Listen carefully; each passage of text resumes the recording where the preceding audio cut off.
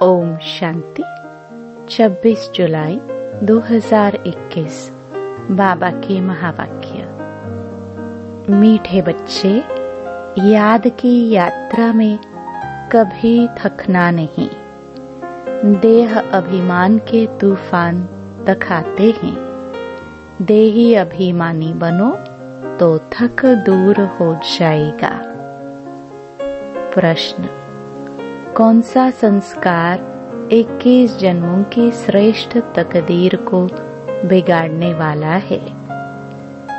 उत्तर: अगर किसी में रूठने का संस्कार है, बाप से व पढ़ाई से रूठ जाते हैं, तो 21 जन्मों की तकदीर बिगड़ जाती है।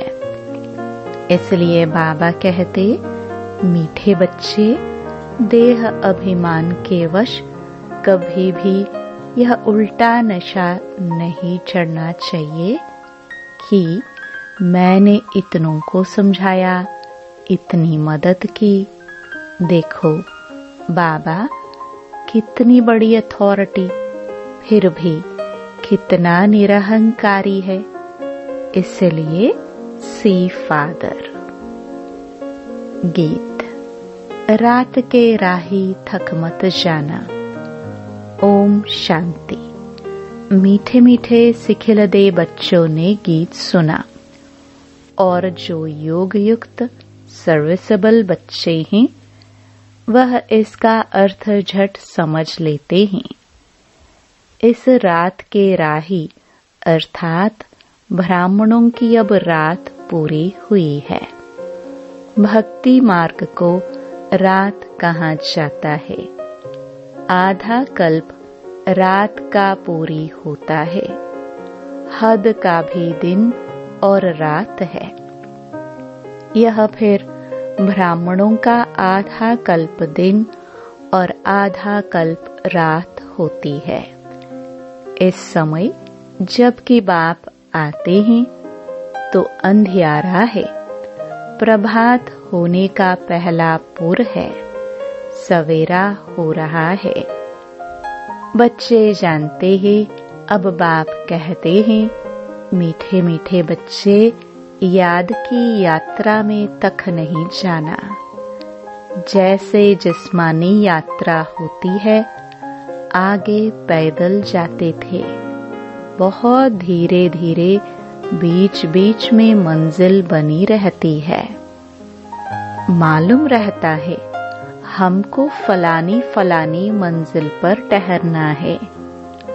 आगे बहुत श्रद्धा से पैदल जाते थे, उसमें बड़ी मेहनत है। अब यह तो बहुत सहज है। इसको कहा जाता है सहज याद व योग। सिर्फ बाप को याद करना है। थकने का मतलब ही है देह अभिमानी बनना। हाँ, इसमें कोई शक्य नहीं। माया के विघ्न पड़ेंगे, परंतु इसमें थक नहीं जाना है। थक जाने से देह अभिमान आ जाता है। बाप कहते हैं, बच्चे, शरीर निर्वाह के लिए काम तो करना है, उसके लिए छुट्टी है। 8 घंटा शरीर निर्वाह, 8 घंटा आराम, बाकी 8 घंटा इसमें दो। अभी तो पूरा 8 घंटा कोई देते नहीं। अंत में 8 घंटा तक रहेंगे। चार्ट तो बढ़ाते रहो। यहाँ जब आकर बैठते हो तो याद दिलाई जाती है, जिसको तुम निष्ठा कहते हो। बाबा की याद में आकर बैठते हो। इसका मतलब यह नहीं कि सिर्फ यहाँ आकर याद में बैठना है। ऐसे बहुत हैं, समझते हैं 5-10 मिनट योग करके उठे, परंतु बाप तो कहते हैं, धंधा धोरी करते कहाँ आते जाते हो, तो भी तुम योग में रहो। कहाँ गंगा स्नान आदि करने जाते हैं तो राम राम जपते हैं ना। यहाँ तुमको कुछ सिमरना नहीं है, सिर्फ बाप को याद करना है। यह बाप बच्चों से ही बात कर रहे हैं। तुम्हारा कल्याण ही है याद की यात्रा में। इसमें थकना नहीं है। इसमें तूफान बहुत आएंगे। तूफान कोई मिट्टी आदि की नहीं। माया के तूफान आने से बुद्धि का योग टूट जाता है। फिर देह अभिमान में आने से धंधाधोरी बच्चे याद आ जाते हैं।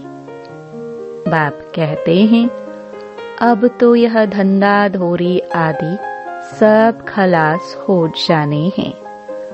तुम्हारे बच्चे वारिस बनने ही नहीं हैं, सब खत्म हो जाने हैं। अभी तो वारिस बेहद के बाप के खड़े हैं। हद का वर्षा मुर्दाबाद होना है। साहूकार लोग समझते हैं अब बच्चा बड़ा होगा, शादी करेगा, फिर यह होगा। बाप कहते हैं अभी इतना टाइम नहीं है, इसलिए दुनिया से बिल्कुल मोह हटा दो। यह तो कब्रिस्तान है। धंधाधोरी बच्चों आदि के चिंतन में मरेंगे तो मुफ्त अपनी बर्बादी कर देंगे। शिव बाबा को याद करेंगे तो आबादी बहुत होगी। देह अभिमान में आने से बर्बादी होती है। देही अभिमानी बनने में आबादी होती है। जितना याद करेंगे उतना भविष्य 21 जन्म वर्षा पाएंगे। याद नहीं करेंगे तो बहुत घाटा पड़ जाएगा। वह फिर कल्प कल्पांतर के लिए हो जाएगा।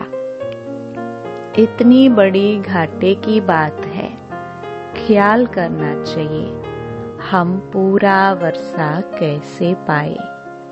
धन की भी बहुत लालच नहीं रखनी चाहिए। टू मच में नहीं जाना चाहिए। कोई देवाला मारते हैं तो बहुत फिक्रात हो जाती है। शिव बाबा को बिल्कुल भूल जाते हैं। फिर दोष रखते कि ज्ञान में आए हैं तब देवाला मारा है, बीमार हो पड़े हैं। यह कभी नहीं समझना चाहिए बीमारी आदि होती है, यह तो कर्म भोग है। अच्छा है विकर्म विनाश हो जाएगा। धर्मराज के ढंडे काने से तो बीमारी अच्छी है ना। कर्म भोग चुक तो करना है। यह तो महारोगी शरीर है, कितनी संभाल की जाती है। चलते चलते खड़े हो जाते हैं, हार्ट फेल हो जाते हैं। ऐसी पुरानी दुनिया को तो बुद्धि से एकदम भूल जाना चाहिए। बच्चे देखते हैं बाप नया घर बना रहे हैं तो पुराने से एकदम दिल हट जाती है। कहते हैं बाबा जल्दी से मकान बनाओ, पुराने मकान में तकलीफ बहुत है। तुम भी जानते हो यह पुरानी दुनिया तो बहुत गंदी है। तुम्हारा यह है बेहद का सन्यास। वह सन्यास करते हैं घर बार का, उसको हद का सन्यास कहा जाता है। तुम सन्यास करते हो विकारों का। बाप कहते हैं देह सहित देह के जो भी तुम्हारे संबंध हैं सबको तोड़ मामेकम याद करो। यह दुनिया जो इन आंखों से देखते हो इनको भूल जाओ। अभी तुम्हारी बुद्धि जानती है हम स्वर्ग की राजधानी के लिए पुरुषार्थ कर रहे हैं। ज्ञान का तीसरा नेत्र मिला है। यह सब कब्रिस्तान हो जाना है। इससे प्यार नहीं रखना है। आजकल मनुष्यों के पास पैसे बहुत हैं, तो विकार भी तेज हो गए हैं। काम विकार कितना तेज है, काम बिगर रह नहीं सकते। 4-5 वर्ष पवित्र रह, फिर लिखते हैं बाबा आज इनको भूत लगा, काला मुंह कर दिया। कितना धक्का खाया, एकदम 5 मार मंजिल से गिरे। पहले पहले है देह अभिमान, ऊपर से गिरा ठक, पुर्जा पुर्जा हो गया। खलास, हड गुड़ बिल्कुल ही टूट जाते हैं। फिर पुरुषार्थ करने में टाइम लगता है। यह है सबसे बड़ी चोट। इसलिए बाबा कहते हैं काम महाशत्रु है। विकार को ही पतितपना कहा जाता है। कहते हैं बाबा हमको पतित से पावन बनाओ। भारत में ही संपूर्ण निर्विकारी थे ना, भारत ही निर्विकारी थी। अब भारत विकारी है। संपूर्ण निर्विकारी सूर्यवंशी को कहेंगे। भल रामचंद्र के राज्य में भी विकार की बात नहीं रहती, परंतु कला तो कम हो जाती है। 1250 वर्ष कम हो गए तो वह दुनिया की ताकत तो कम हुई ना। इसलिए उनको सतो प्रधान फिर सतो कहा जाता है। तुम चाहते हो हम मम्मा बाबा को फॉलो कर सूर्यवंशी महाराजा महारानी बने।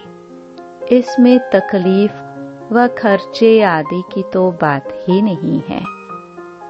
इसमें मुख से कुछ बोलना भी नहीं है, सिर्फ याद करना है।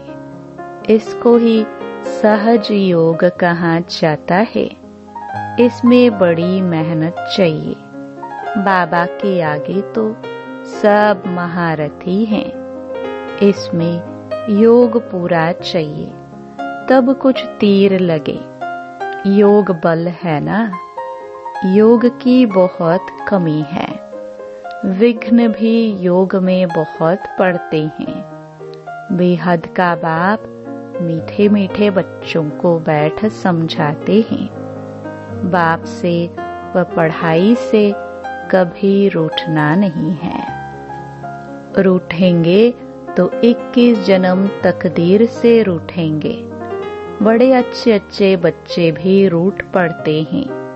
नशा चढ़ जाता है देह अभिमान का। मैंने इतनों को समझाया है।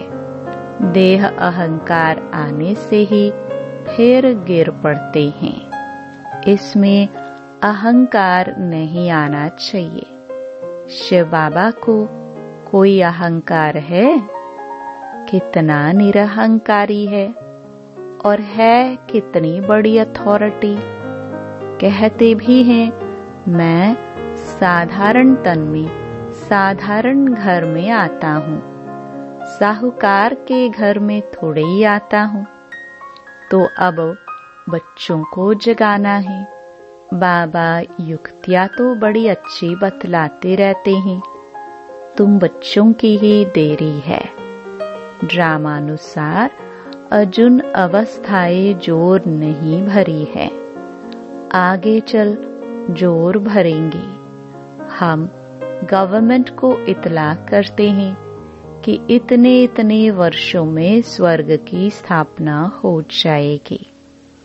यह अखबार आदि में मनुष्य पढ़ेंगे तो आकर तुमसे पूछेंगे, थोड़े वर्ष के अंदर स्थापना होगी तो विनाश भी जरूर होगा।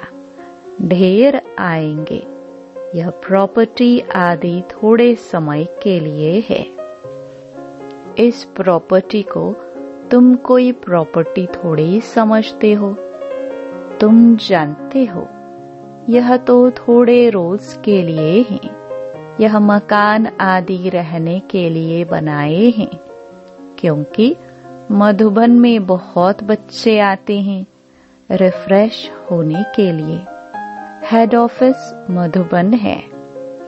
आज तुम क्या करते हो, कल क्या करेंगे।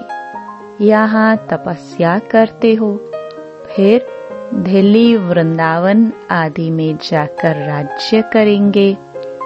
हमारा यादगार कैसे खड़ा है, यह अच्छी रीति दिखाना है। जो काम हम अभी कर रहे हैं 5000 वर्ष पहले भी किया था। पहले पहले शिव बाबा के मंदिर बनाते हैं, बाकी दिलवाड़ा मंदिर आदि तो बाद में बने हैं। बुद्धि से काम लेना होता है। दिलवाड़ा मंदिर का भी हिसाब निकाला जाए तो निकल सकता है। पूरा हमारा यादगार है। तुम जानते हो यह स्थापना का यादगार है। तुम मीठे मीठे बच्चों को बहुत खुशी होनी चाहिए। यह सब सर्विस बढ़ाने की युक्तियां निकालनी है।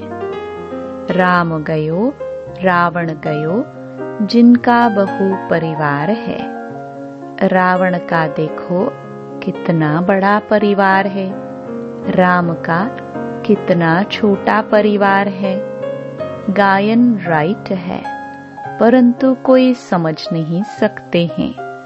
बाप बैठ समझाते हैं तो भी निश्चय नहीं बैठता है।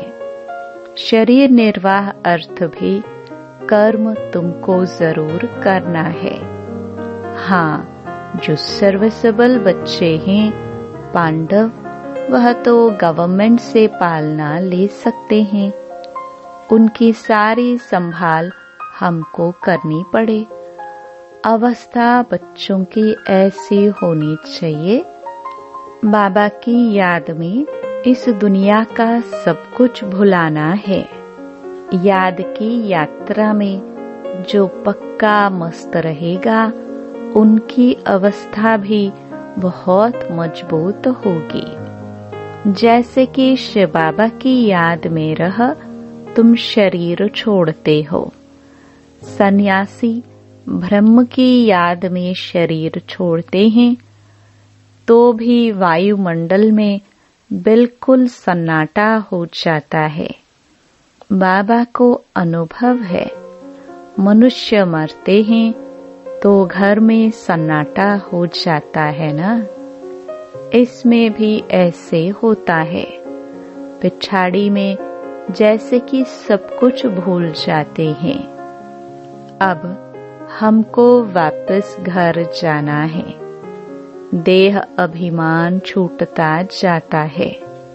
पिछाड़ी में शरीर खुशी से छोड़ना चाहिए, हर्षित मुख।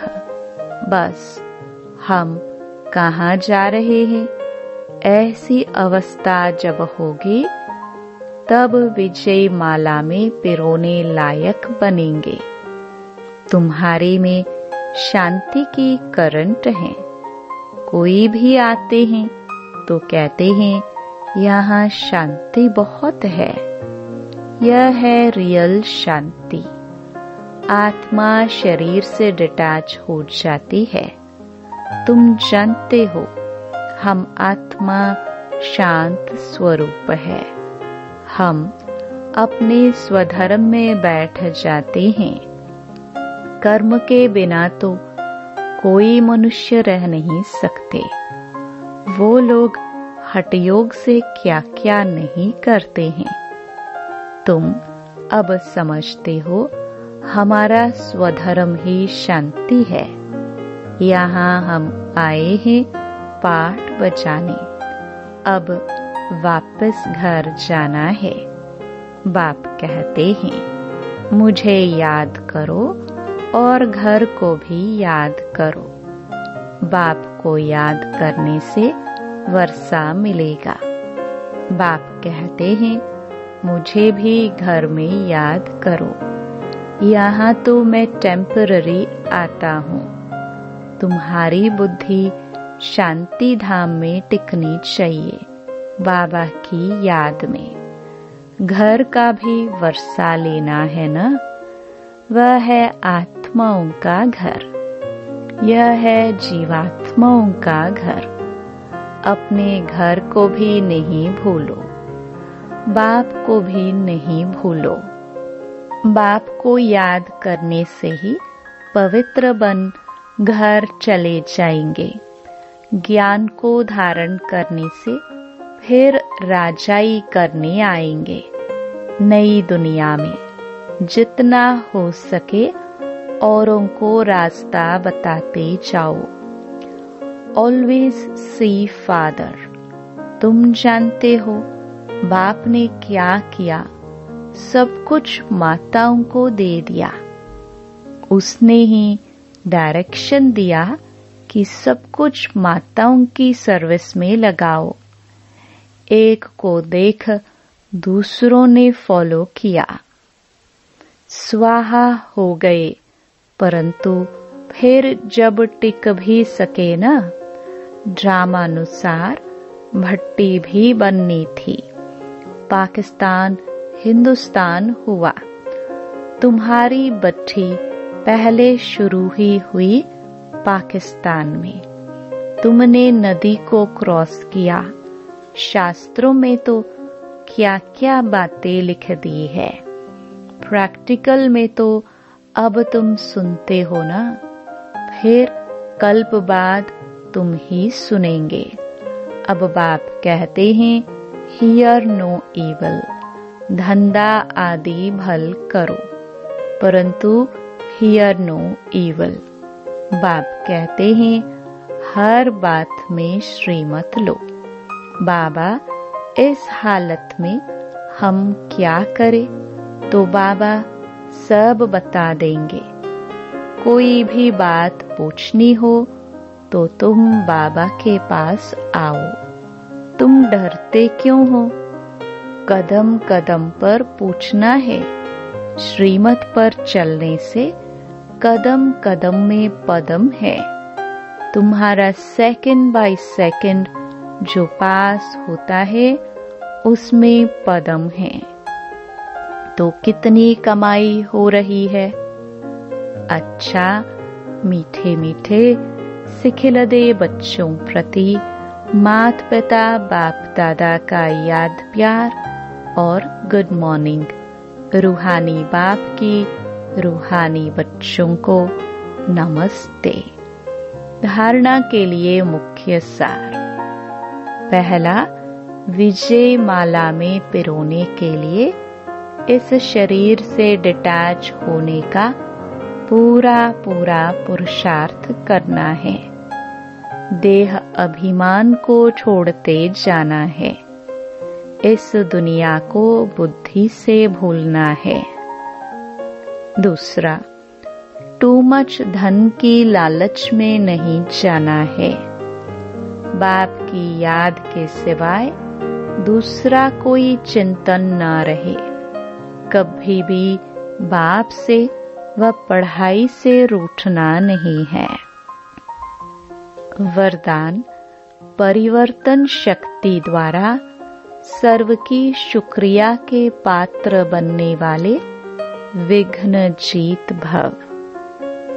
यदि आपका कोई अपकार करे तो आप 1 सेकंड में अपकार को उपकार में परिवर्तन कर दो।